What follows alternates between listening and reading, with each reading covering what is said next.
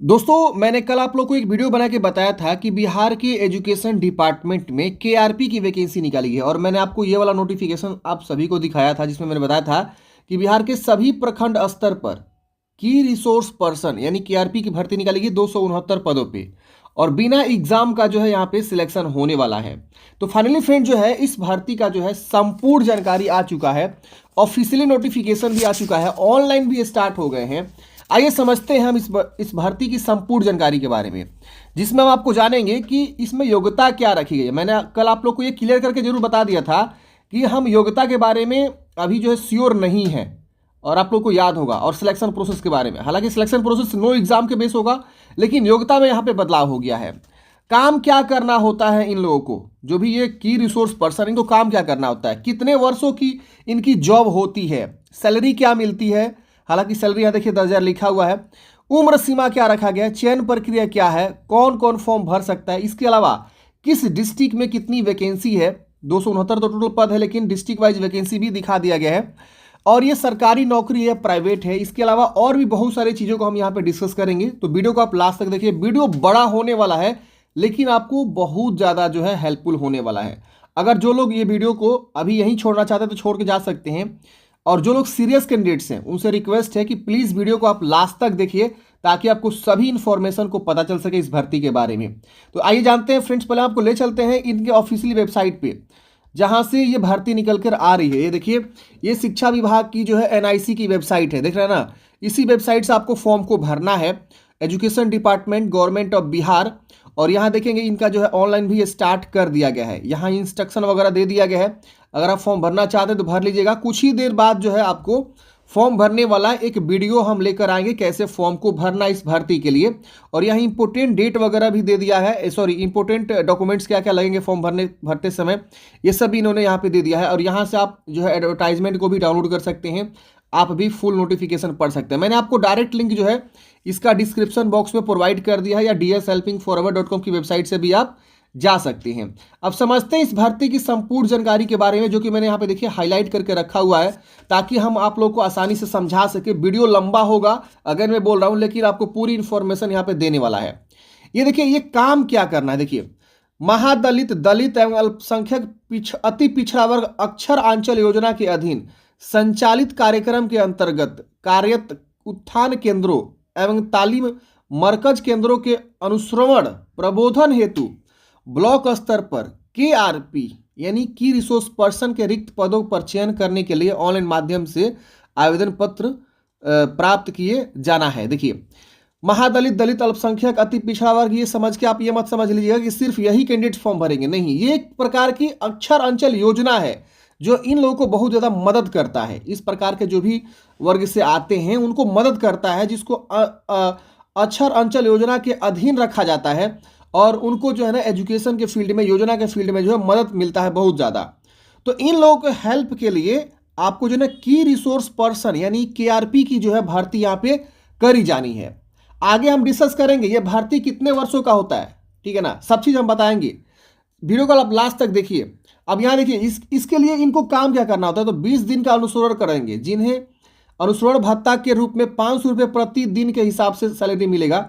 अधिकतम 10,000 रुपये मासिक अनुश्रवण का भुगतान किया जाएगा। इस पद पर चयनित व्यक्ति भविष्य में नियमित नियुक्ति या नियमितीकरण का दावा नहीं करेंगे, और ना ही ऐसा कोई दावा विचारणीय है। मतलब ये वैकेंसी जो है टेम्प्रोरी समझिए आप। जी हाँ दोस्तों, टेम्प्रोरी वैकेंसी है, ये जो है परमानेंट वैकेंसी नहीं है। लेकिन हाँ, ध्यान रहे, ये 60 वर्षों के लिए जॉब होने वाला है।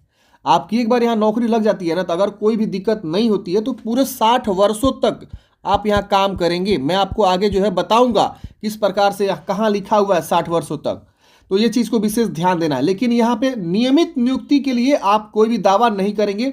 ऑलरेडी ये लोग जो है एकरनामा आपसे करवाएंगे जब आपकी ज्वाइनिंग होगी। इसमें आपको ट्रेनिंग भी सरकार देने वाली है। इसके अलावा आपको जो है और भी बहुत सारी चीज़ें हैं, आगे हम डिस्कस करेंगे। वीडियो को आप लास्ट तक बस बने रहिए। अब देखिए, इसमें जो क्वालिफिकेशन है केआरपी के चयन हेतु शर्त क्या है, तो इसमें जो आपका क्वालिफिकेशन है वो स्नातक पास है। अगर आपने ग्रेजुएशन कर रखा हुआ है किसी भी विषय से, तो ही आप इस भर्ती के लिए फॉर्म को अप्लाई करेंगे। कल मैंने आपको 10वीं पास अनुमान के बेस पे बताया था, कल के वीडियो आप देखेंगे तो मैंने बताया था कि अभी कंफर्म नहीं है, लेकिन मेरा उम्मीद है कि 10वीं पास ही वो लोग फॉर्म भरता है इस प्रकार की भर्ती के लिए। लेकिन यहाँ पे जो किसी भी विश्वविद्यालय से आप स्नातक पास हैं या उसके समकक्ष, तो आप फॉर्म को अप्लाई करेंगे। ग्रेजुएशन डिग्री आपके पास होना चाहिए, भले वो 4 साल हो का या 3 साल का हो या 5 साल का हो, जो भी आपका होता है ग्रेजुएशन डिग्री। अब यहाँ पे आपको जो है न्यूनतम 21 वर्ष आपकी उम्र सीमा रखी गई है और अधिकतम 45 वर्ष तक जो है उम्र सीमा रखी गई सभी पर्सन के लिए, भले वो जनरल से हो, एससी हो, एसटी हो, सबके लिए यहाँ पे 21 से 45 वर्ष की उम्र सीमा रखी गई है। 1/1/2024 को आपकी उम्र सीमा की यहाँ पे गणना किया जाएगा और अधिकतम उम्र सीमा 5 वर्षों की छूट होगी। किनको मिलेगा? तो जिनके पास अनुश्रवण या प्रबोधन का अनुभव हो उनको यहाँ पे जो है ना 5 वर्षों की अपर एज में छूट यानी 50 वर्ष उनको मिलेगा।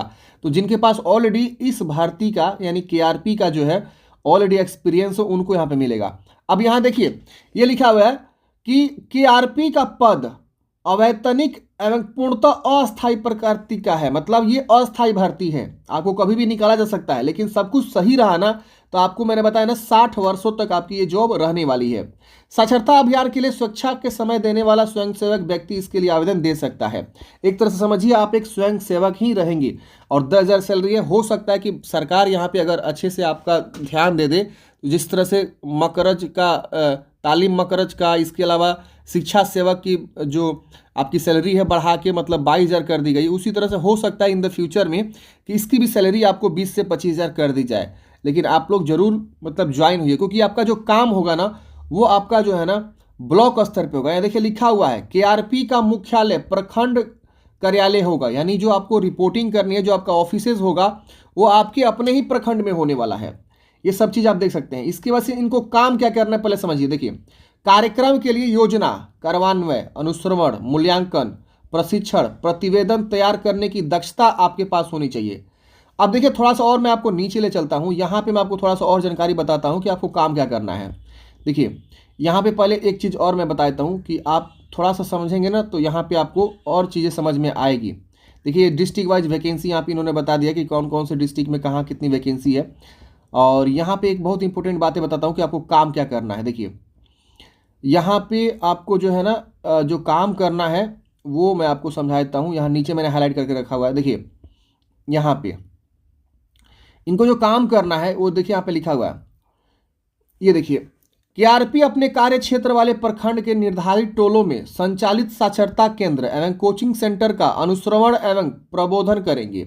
इनका काम समझिए पहले कि ये किस प्रकार का ये पद है, तथा शिक्षा सेवकों का उत्साहवर्धन कर उन्हें आवश्यक सहयोग प्रदान करेंगे।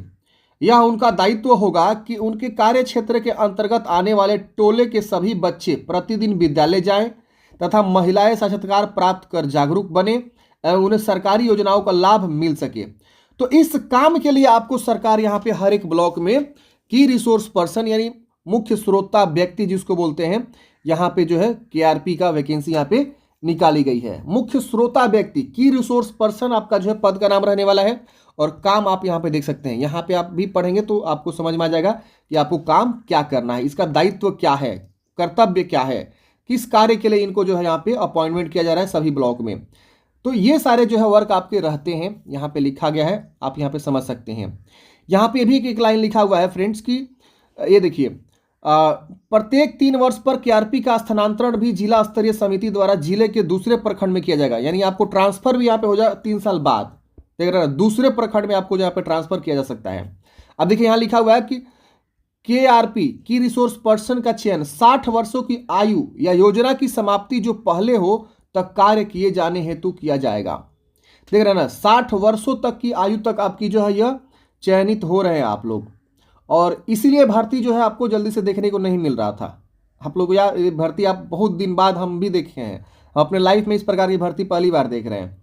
तो ये चीज़ें हैं, 60 वर्षों की आयु तक जो है आपका यहाँ पे चयन किया जाएगा, या अगर हो सकता है कि योजना ही समाप्त हो, अंचल अक्षर योजना जो है, अंचल अक्षर योजना तो समाप्त हो जाएगा तो भी आपकी जॉब चली जाएगी, या जो है जो भी कार्य आपका समाप्त हो जाएगा तो आपकी जॉब चली जाएगी। तो ये 60 वर्षों तक की होने वाली है, समझ रहे ना। तो ये सारी चीज़ें हैं और यहाँ लिखा गया है कि चयन मुक्त किया जा सकेगा अगर आपके ऊपर कोई अपराध आ जाए, संलग्न हो, शराब पीने बेचने का कार्य शामिल हो, मतलब गलत चीज़ें आप करेंगे तो आपको यहाँ पे निकाल दिया जाएगा। तो ये ऑलरेडी यहाँ पे लिखा गया है कि आपको कब जो हटाया जा सकता है। समझ में आ गया? तो ये इंपॉर्टेंट बातें मैंने आप लोगों को बता दिया कि इसमें काम क्या करना है, और क्वालिफिकेशन मैंने बता दिया कि इसमें ग्रेजुएशन पास या उससे अधिक भी अगर आपने पढ़ा हुआ है तो आप फॉर्म को अप्लाई करेंगे। ये चीज़ें हैं। अब देखिए, फॉर्म भरते समय आप जिस जिले के स्थायी निवासी हैं उस जिले से ही फॉर्म को भरेंगे। ऑलरेडी लिखा हुआ है आवासीय प्रमाण पत्र, उसके लिए आपको यहाँ पे अंचल अधिकारी द्वारा जो है होना चाहिए, यानी सर्कल ऑफिसर के द्वारा आपको जो है निवास प्रमाण पत्र यहाँ पे लगाना है। यहाँ पे ऑलरेडी नोटिफिकेशन में लिखा गया है, और यहाँ पे स्थायी निवासी जिस जिले के हैं उसी जिले से आप फॉर्म को भरेंगे। वैसे कर्मी जो किसी अन्य संस्था विभाग में कार्यरत नहीं हो, केवल वही यहाँ पे फॉर्म को भर सकते हैं। और फॉर्म भरते समय आपको आधार कार्ड की फोटोकॉपी संलग्न करना है। मोबाइल या कंप्यूटर के माध्यम से सूचना के आदान प्रदान की जाने की यहाँ पे चीज़ें होगी। तो आपके पास एंड्रॉयड या स्मार्टफोन होना आवश्यक है काम करने के लिए। अब यहाँ देखिए, सिलेक्शन प्रोसेस को समझते हैं। तो अभ्यर्थी का चयन मेधा सूची के आधार पर किया जाएगा। मेधा सूची समझिए क्या होता है। देखिए, आपके मैट्रिक में जितने परसेंट है उसके बेस पे, इंटर में जितने परसेंटेज उसके बेस पे, और स्नातक में परसेंटेज उसके बेस पे। जैसे मान लीजिए देखेंगे तो मैट्रिक में अधिकतम 30 अंक आपको मिलेंगे, इंटर में 30 अंक और स्नातक में 30 अंक। अब यहाँ देखिए लिखा गया है कि शैक्षणिक योग्यता 45% से कम प्राप्त वाले अभ्यर्थियों को 10 अंक मिलेगा। अगर आपका 45% से कम है, मान लीजिए मैट्रिक में आपका 45% ही है, समझ रहे हैं ना, तो आपको जो यहाँ पे थोड़ा ज़्यादा मिलेगा, 20 अंक मिल जाएगा। अगर आपका मान लीजिए 44% है मैट्रिक में, तो आपको जो है ना मैट्रिक में कितना नंबर मिलेगा, तो यहाँ पे 10 अंक मिलेगा, अंक मिलेगा। अब परसेंटेज के हिसाब से लोग अंक देंगे, देख रहे ना। तो ये चीज़ यहाँ पे लिखा हुआ है कि अगर आपकी जो है यहाँ पे 45% से कम प्राप्त वाले अभ्यर्थियों को 10 अंक मिलेगा, भले वो इंटर हो, मैट्रिक हो, स्नातक हो। और 45 से 59% तक को यहाँ पे 20 अंक मिलेंगे, और 60% या उससे अधिक अंक होने पर 30 अंक मिलेंगे। अगर किसी बंदे के पास मैट्रिक में भी 60% से ज़्यादा है, और इंटर में भी 60% से ज़्यादा है, और ग्रेजुएशन में भी 60% से ज़्यादा है, तो इनको टोटल मिला के कितना नंबर बन जाएगा, 90 मार्क्स बन जाएगा। क्यों? क्योंकि इनका 30-30 अंक यहाँ पे मिल जाएगा। तो 30 अंक उनको यहाँ पे प्रॉपर जो है मिल जाएगा, तो उनको मेरिट में आने में बहुत ज़्यादा सहूलियत होगी। अब 10 अंक देखेंगे तो किस पे बनेगा, तो अगर आपके पास स्नातक हो यानी पीजी हो, एक्स्ट्रा क्वालिफिकेशन हो, ग्रेजुएशन के बाद से पोस्ट ग्रेजुएशन हो, तो 10 अंक आपको एक्स्ट्रा यहाँ पे शैक्षणिक योग्यता पर दिया जाएगा, 90 प्लस 100 अंक पूरा आपको मिल जाएगा। इसके अलावा देखेंगे तो जो साक्षात्कार का अनुभव रखने वाले अभ्यर्थी हैं उनको जो है प्रति वर्ष 5 अंक से 40 अंक तक मिल जाएंगे। मतलब 1 साल के लिए 5 अंक आपको मिलेंगे, 2 साल अगर आपने किया तो 10 अंक। अगर आपके पास जो है साक्षात्कार का अनुभव है तो, समझ रहे ना। तो ये आपको यहाँ पे सिलेक्शन प्रोसेस होने वाला, यही आपका प्रोसेस रहेगा, सिलेक्शन कैसे होगा। अब यहाँ पे देखेंगे तो आपको बताया गया कि फॉर्म भरते समय आपको क्या क्या जो है स्व अभिप्रमाणित करके लगाना है। स्व अभिप्रमाणित मतलब होता है क्या कि आपको फोटोकॉपी करना है, फोटोकॉपी करने के बाद नीचे साइन कर देना है, और उसको स्कैन करके आपको अपलोड करना है फॉर्म भरते समय। तो गलती नहीं करना है। मैट्रिक का प्रमाण पत्र, अंक पत्र, इंटर का प्रमाण पत्र, अंक पत्र, स्नातक का प्रमाण पत्र और अंक पत्र, ये सब डॉक्यूमेंट्स आपको लगेंगे। अगर आप स्नातक पास हैं तो आपको प्रमाण पत्र यहाँ पे देना होगा, यानी पीजी पोस्ट ग्रेजुएशन का। जिला निवास से संबंधित रखने वाले उसका जो है अंचल अधिकारी द्वारा निर्गत निवास प्रमाण पत्र लगेगा। पिछड़ा वर्ग, अति पिछड़ा वर्ग उम्मीदवार है तो आप अंचल अधिकारी द्वारा निर्गत क्रीमी लेयर रहित प्रमाण पत्र आपको यहाँ पे लगाना है, यानी ओबीसी का जो प्रमाण पत्र होता है एनसीएल वही लगाना है। अब ओबीसी आप सबको पता है बिहार में 2 भागों में बढ़ जाता है, एक हो जाता है ईबीसी और एक हो जाता है बीसी, जिसको हम लोग इसको BC1 भी बोलते हैं और इसको जो है BC2 भी बोलते हैं। तो आप देख लीजिएगा, इन सबको जो है ना क्रीमी लेयर प्रमाण पत्र बनवाना होगा। अनुसूचित जाति, अनुसूचित जनजाति से जो बनता है जाति प्रमाण पत्र नॉर्मल वाला, वो अंचल अधिकारी द्वारा निर्गत जाति प्रमाण पत्र मान्य होगा। आर्थिक रूप से कमजोर जो उम्मीदवार हैं वो अंचल अधिकारी या राजस्व अधिकारी से निर्गत प्रमाण पत्र अपना जो है ईडब्ल्यू सर्टिफिकेट यहाँ पे लगाएंगे। अब देखिए यहाँ पे एक चीज लिखा हुआ है कि मैट्रिक, इंटर, स्नातक, स्नातक या समकक्ष में प्राप्त प्रतिशत के आधार पर ऊपर दिए गए निर्धारित अंक देते हुए जोड़कर मेधा सूची तैयार किया जाएगा। तो मैंने आपको समझा ही दिया। अगर मेधा अंक समान रहने पर अधिक उम्र वालों का यहाँ पे प्राथमिकता दी जाएगी। अगर समान अंक और उम्र भी सेम है तो उस केस में अंग्रेजी वर्णमाला के अनुक्रमांक चयन किया जाएगा। तो आपको यहाँ पे देखिए, यहाँ पे ये नियम रखा जाएगा। मान लीजिए कोई बंदा अनिल है, ठीक, कोई बंदा जो है रमेश है, ठीक, तो उसका आर से शुरू हो रहा है और इन दोनों का समान अंक, समान जो है उम्र रह रहा है। मेधा सूची कैसे बनेगा, तो ए वाला जो है अल्फा, ये वाला ए उनका सिलेक्शन कर लिया जाएगा। तो ऐसे होता है।